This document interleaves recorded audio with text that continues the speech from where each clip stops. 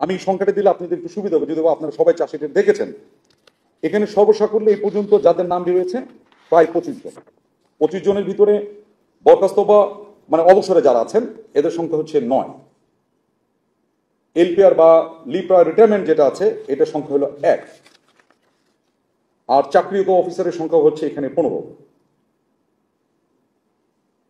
বোঝা গেছে?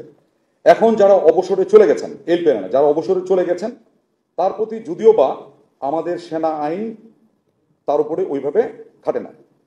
বাকি যারা আছেন এলপিআরে এবং চাকরিরত যে কজন আছেন 15+1, এই 16 জনকে 8 তারিখেই তাদেরকে আমরা আমাদের একটা সেনা হেফাজতে, যেটা আমরা বলি আর্মি ওন কাস্টডিতে আসার জন্য একটা অর্ডার, যেটাকে আমরা বলি অ্যাটাচমেন্ট অর্ডার, আমরা এটা দিয়েছি।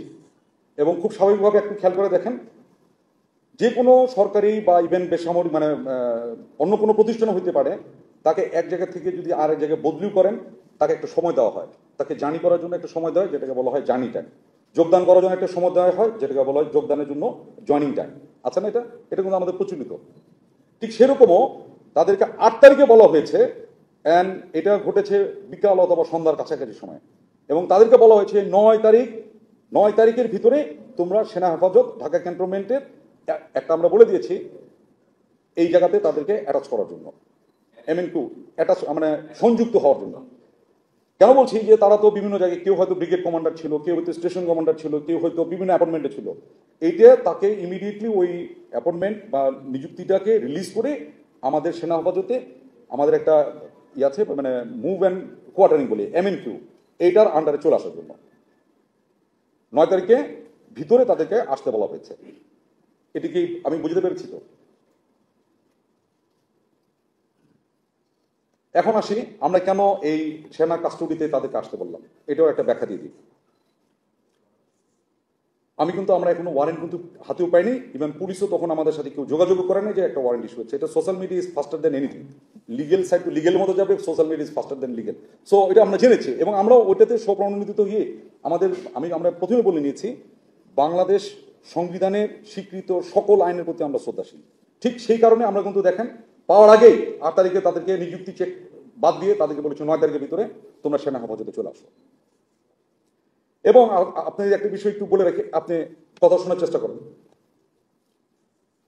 এটা বাংলাদেশ সেনাবাহিনীর এটা এই জোল প্র্যাকটিস।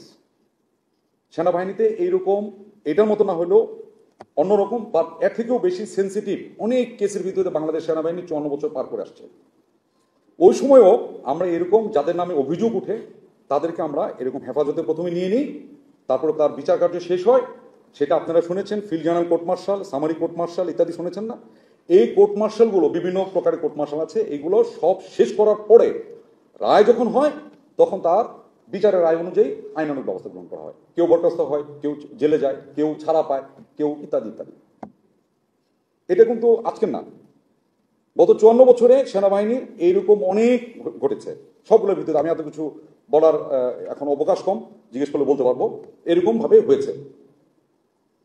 এবং খুব সেন্সিটিভ ইস্যুগুলো তো হয়েছে, এটা আপনারা একটু মনে রাখেন।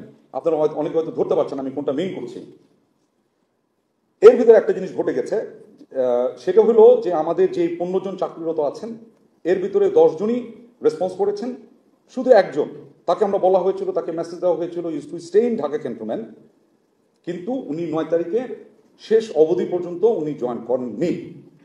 বিধায় 10 তারিখে আমরা তার সাথে আবার যোগাযোগ করার চেষ্টা করি, তার পরিবারের সাথে যোগাযোগ করার চেষ্টা করি এবং যোগাযোগ স্থাপন করি এবং জানতে পারি যে উনি অ্যাকচুয়ালি তার আগের দিন মানে 9 তারিখ সকালে উনি বাসা থেকে বের হয়েছিলেন একটা আইনজীবী আইনের সাথে আইন পরামর্শ নেওয়ার জন্য। উনি আইনজীবীর সাথে দেখা করতে বাসা থেকে এই বলে বের হয়েছিলেন, কিন্তু অদ্যাবধি উনি বাসায় আর ফেরত আসেননি এবং আর তার সাথে মোবাইলেও যোগাযোগ করতে পারছেন না। এটা হচ্ছে আমি নামই বলে যে আপনারা জানেন মেজর জেনারেল কবির, ওনার ওয়াইফেও যোগাযোগ করার চেষ্টা করেছেন, এখন পর্যন্ত তার সাথে আর কোনো যোগাযোগ হচ্ছে না। এটার প্রেক্ষিতে আমরা কি কি করলাম বা আমাদের কি করণীয় ছিল, কি করতে পারছি, এটা সমস্ত ডিপার্টমেন্টের কিছু নিজস্ব এবং এটা দেশের প্রচলিত আইনের ভিতর থেকেই অনেক কিছু আমরা করি। আমাদেরও এরকম আছে, সেটা হচ্ছে যে যখন এরকম কেউ হঠাৎ করে মিসিং হয়ে যায় তখন তাকে আমরা একটা ডিক্লারেশন দিই, আমরা বলি AWOL, মানে absent without leave. This is something illegal leave অথবা ইলিগাল অ্যাবসেন্ট। মানে আপনারা ওই পরিভাষাও বুঝতে পারছেন তো?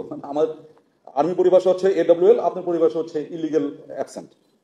ইলিগেল অ্যাবসেন্ট হওয়ার সাথে সাথে আমাদের একটা নিয়ম আছে, সেই অনুযায়ী তাকে আমরা ইলিগেল অ্যাবসেন্ট হিসেবে ঘোষণা করা হয়ে গেছে অফিসিয়ালি। এবং তার এটা ইলিগেল অ্যাবসেন্ট ঘোষণা করার পরে যে প্রসেস যেগুলো আছে, আমাদের কিছু প্রসেস আছে, কোথায় কোথায় ওয়ারেন্ট ইস্যু করতে হবে সেগুলো আমাদের একটা অ্যাপেন্ডিক্স আছে, ওই অনুযায়ী এটা আমাদের সরকারিভাবে আমাদের যে দপ্তর এটার সাথে জড়িত তারাও এটা ইস্যু করেছে। এটা ঘটনা হলো 10 তারিখ। আর আজকে এই জন্য আপনাদেরকে ডাকছি, সবচেয়ে কারেন্ট ইনফরমেশন দেওয়ার জন্য। ঠিক আছে? বাকি 10 জনের মধ্যে খালি 10 জন না, 15 জনের মধ্যে একজনকে শুধু মিসিং, বাকি সবাই জয়েন করেছে, এই হেফাজতে চলে আসছে। 14 জনই আমাদের সেনা হেফাজতে চলে আসছে। আর এলপিআর একজন আছে, সেও আসছে, এলপিআর যে আছে সেও জয়েন করেছে। তো 15 জনকে 15 হচ্ছে অ্যাক্টিভ সার্ভিস, একজন হচ্ছে এলপিআর, এর ভিতরে একজন মিসিং, বাকি সবাই জয়েন করেছে। হ্যাঁ, 15 জন অলরেডি আমাদের সেনা হেফাজতে সংযুক্ত হয়েছে।